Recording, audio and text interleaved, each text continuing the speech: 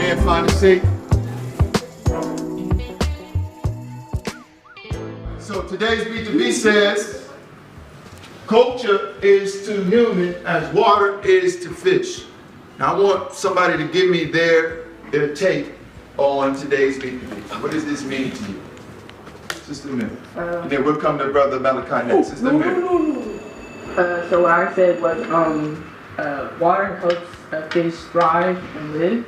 And so like a fish in the like wrong water, it would kill that fish. So like a human being being in the wrong culture, it would they wouldn't thrive as much as they being in their own culture. Nice. I like the way you think. Appreciate this. So UMOJA is a cultural enrichment class, and the class itself is centered around African American history and culture. It's more of a student-led approach to learning.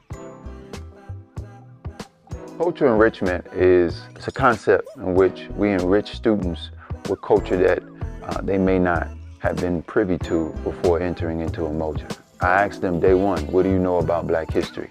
And oftentimes they mention that they learned a little bit about Martin Luther King, the Civil Rights Movement, Rosa Parks. They may have learned a little bit about what happened to Black people during slavery.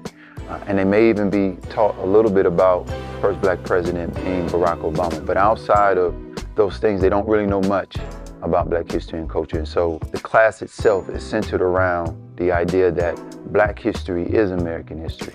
And they begin to engage with a plethora of things that are cultural based, along with learning the history of Black people outside of slavery. Oftentimes slavery is taught as Black history. However, I like to look at slavery as an interruption of Black history. And so students come in and I begin to shape and mold their minds around thinking about Black history as American history.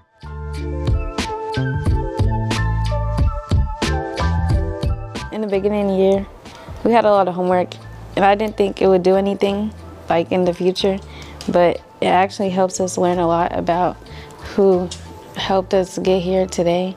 When we were in 6th grade, we were coming to this class, I'd say that we didn't know a lot of stuff before. Mr. Oaks taught us a lot. He made us more woke. For example, we didn't know much about our Black inventors and stuff, and he taught us more about them. And so when parents think about sending their children to school and wanting to give them the best middle school experience, I think this would be a wonderful choice because they get a chance to engage with students that look like them and come into middle school embracing their history and culture and walking away feeling more confident about who they are and where they come from.